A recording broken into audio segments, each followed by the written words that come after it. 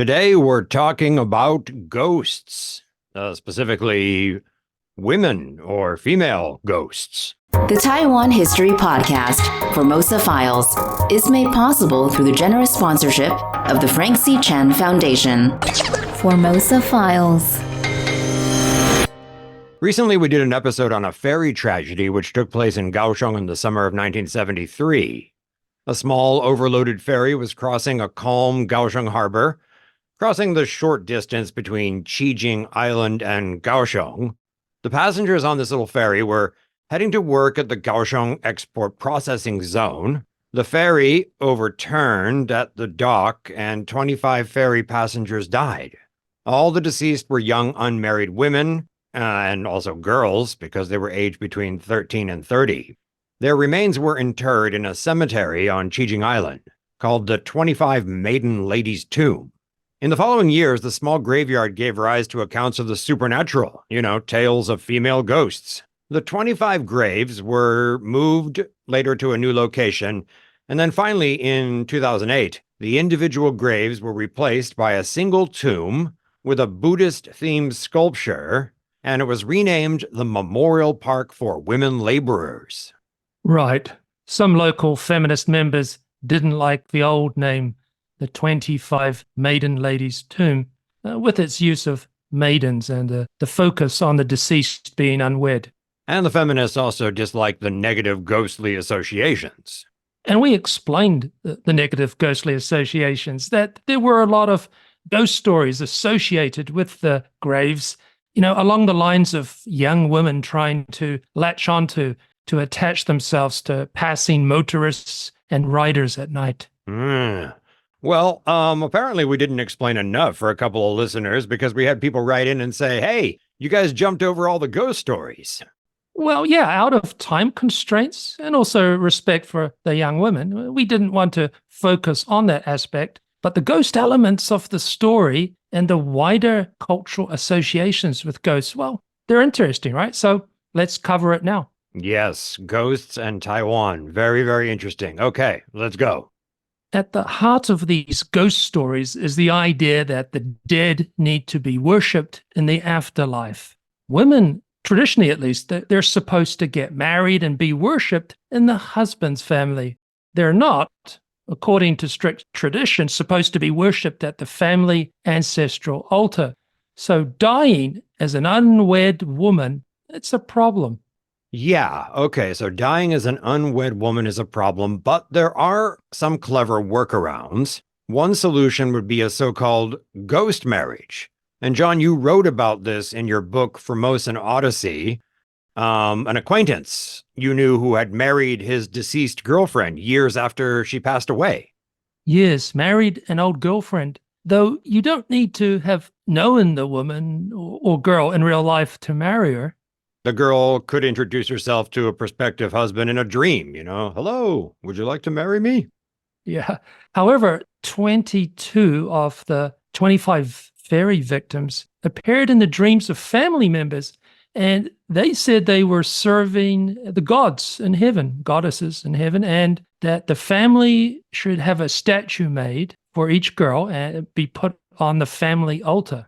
So they're not homeless ghosts. They're getting worshipped at home, but as a kind of minor deity rather than an unwed woman. So they don't need a husband. Right. So none of the 25 ferry victims ended up with a ghost marriage, though there was one inquiry. One inquiry? What? For what? Yes, and I'm drawing on research here, as we did for our episode on the ferry tragedy. It's an academic work, Haunted Modernities by Lee Anru, a professor in New York City. Anyway, here's the story. There was a man in a nearby town who said that he was told by a third person in his dream about a girl who was looking for a husband. Whoa, that's quite a few degrees of separation. So not the girl directly asking in his dream. Yeah, it'd be like me saying, hey, Eric, I had a dream. A ghost wants to marry you, something like that. Yeah. Anyway, this guy sent a letter to the Qijin district office explaining the dream and inquiring about her address. And as strange as this might seem for us, the officials in the district office, they obviously thought this sounded okay, and they found the family. The man offered his hand in marriage, but the father rejected the marriage proposal. We don't know why. Perhaps because the girl didn't actually appear directly in his dream.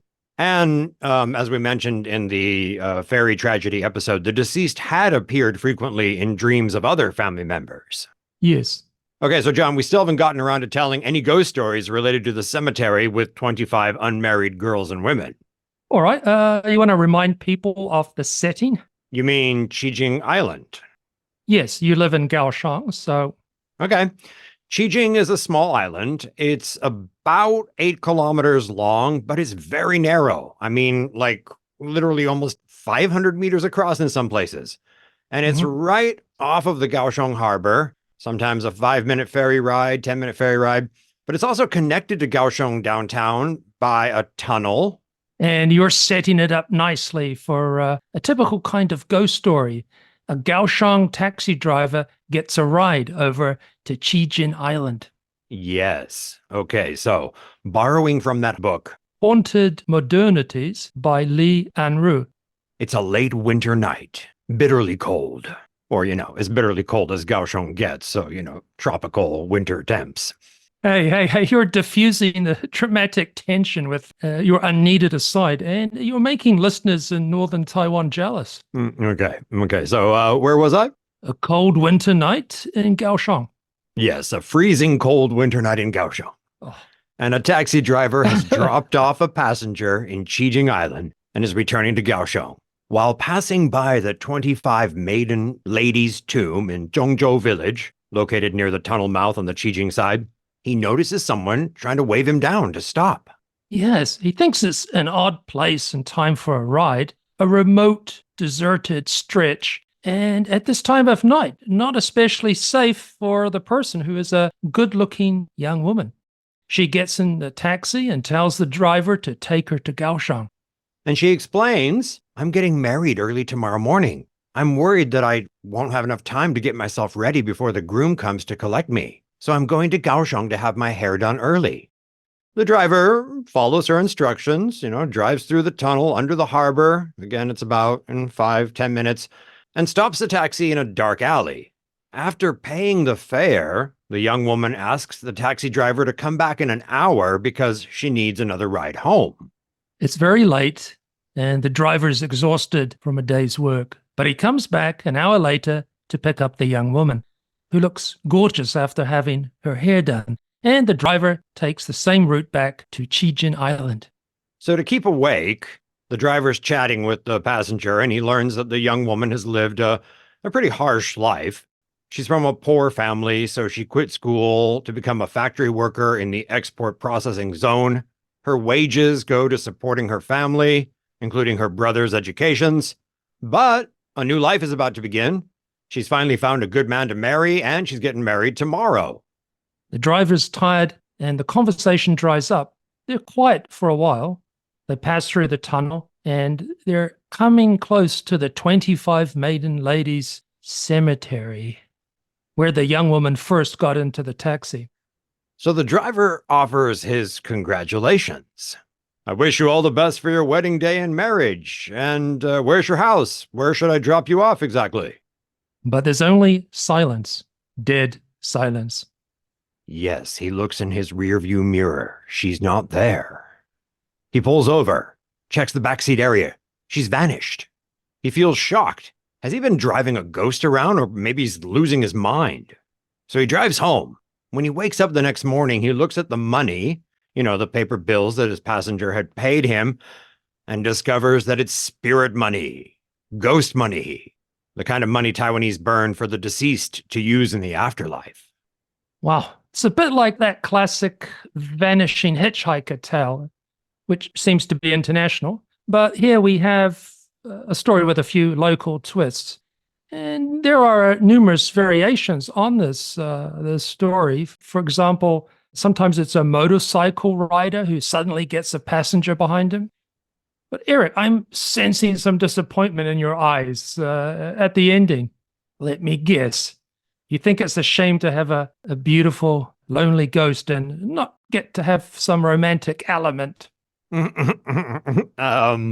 I think you're projecting here a bit, John. No. Okay. Yeah, I'm not seeking any ghostly encounters either.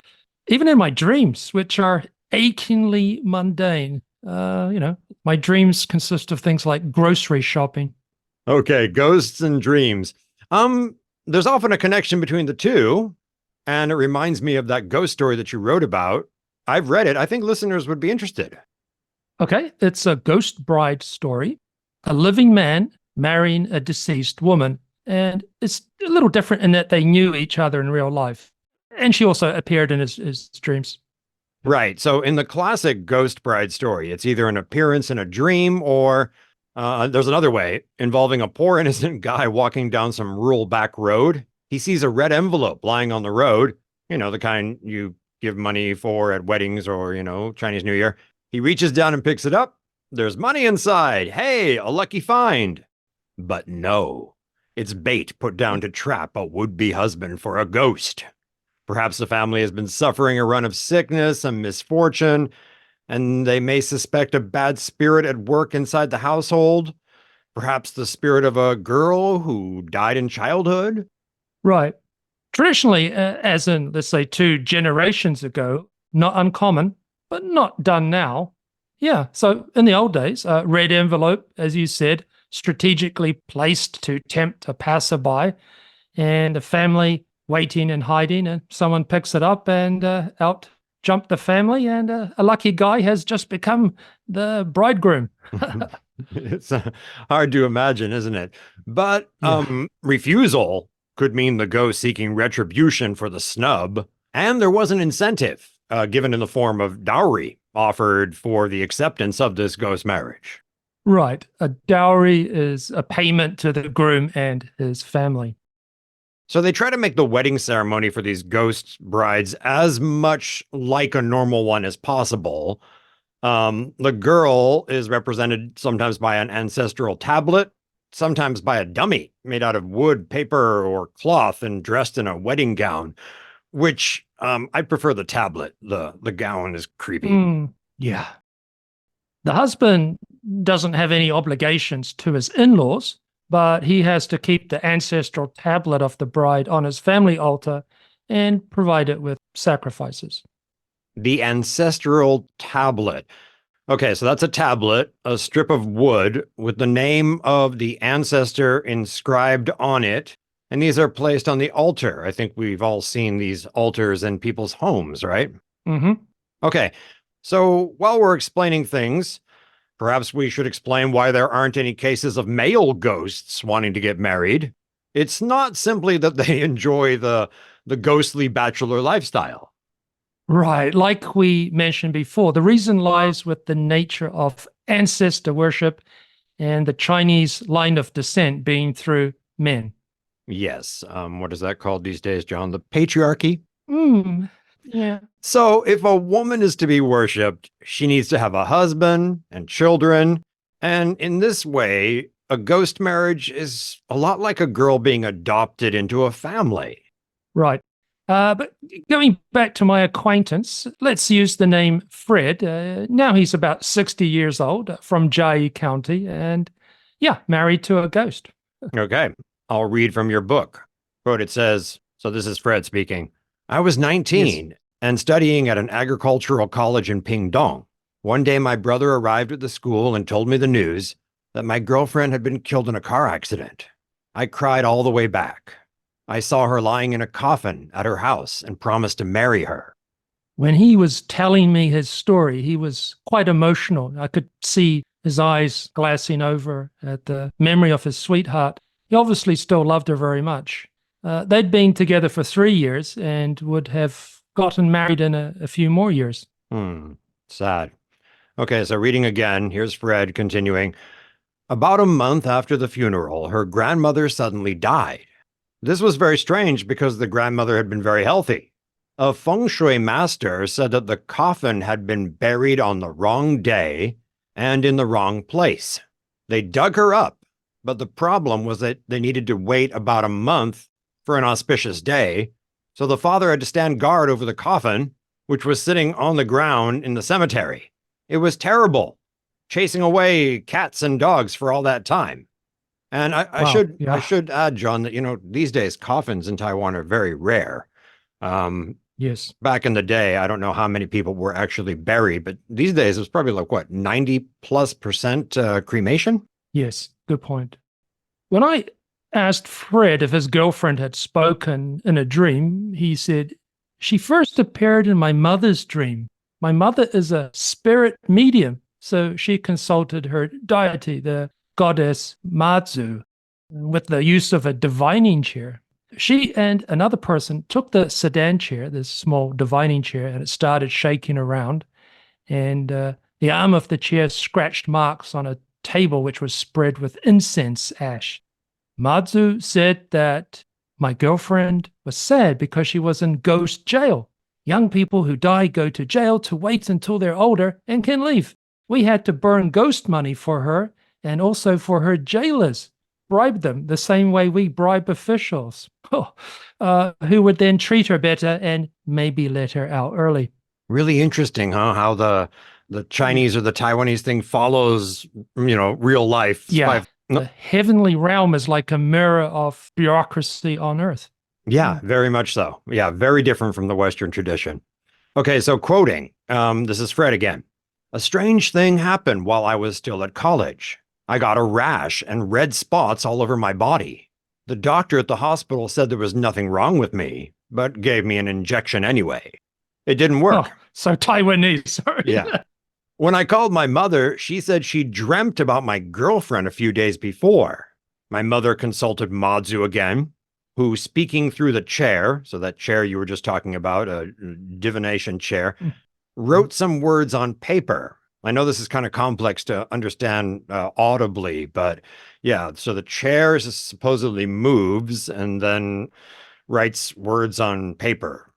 These papers were sent down to me, and for 3 or 4 days, I had to burn the paper and then pass it all around my body, so rub it all over his body, and also mix some of the ash with water and drink it. After 3 days, the rash disappeared. End quote.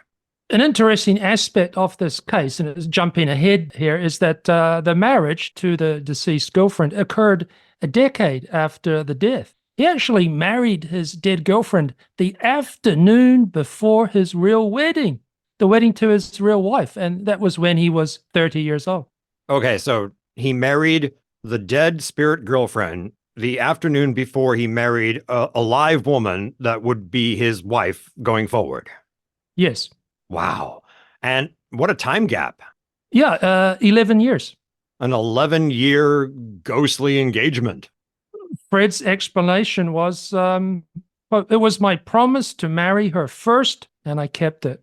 I wonder what his real, alive wife had to say about all this. Well, Fred says he explained everything to her from the beginning, and she understood and could accept it. Okay. And the wedding itself, the ghost wedding? He took the girl's ancestral tablet from her parents' place, carried it out in a bamboo basket and under a black umbrella. Right. And you will see this all the time on the news when there's an accident on the road. There'll be people doing bye-bye for the person who has deceased, and they'll be holding black umbrellas because ghosts should not see the sun. Exactly. He took the ancestral tablet to his house, talked to her, tried to make her feel comfortable, and shared a meal with her. Okay, so what are his ongoing duties to this ghost wife?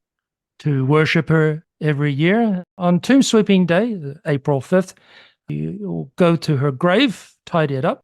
And we can edit this out later if you think, but he said a couple of weeks before Tomb Sweeping Day, he dreams about her, him and her making... engaging in adult activities. Yes, and in his words, he says, "It's different from a normal dream, so lifelike. And the strange thing is that she has not aged, always as she was before her death, but I keep getting older." Wow. Okay. Wild. Yeah. Better than my grocery shopping dreams. Mm-hmm. According to tradition, being married to a ghost brings good fortune. You will become rich. And this person you are calling Fred, is he rich? Yes. Wow, an amazing story. Quite rare today, and I am thinking this might be the problem for my financial woes. You can break it to your good wife later today. Yeah, so very rare today, though. Not unusual before. For example, Fred's brother also married a ghost. Yeah, Fred told me, quote, 5 years after getting married, my brother became very ill, and he had to marry the ghost of his wife's sister, who had committed suicide when she was a girl.